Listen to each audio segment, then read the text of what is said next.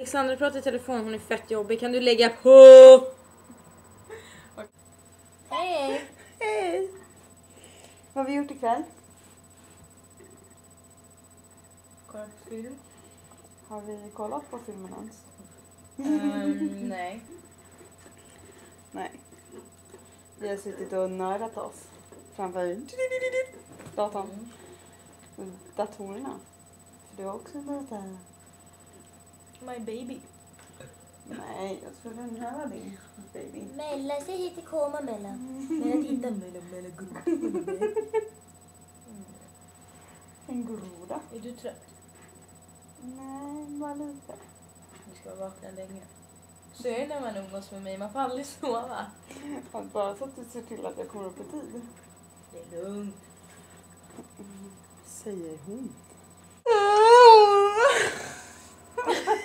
Ja, så kan man också göra.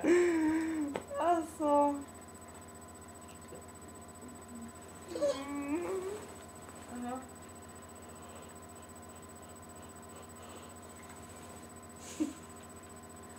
Jaha. Tomt, even, dry. Det bubblar i hålet. Nej.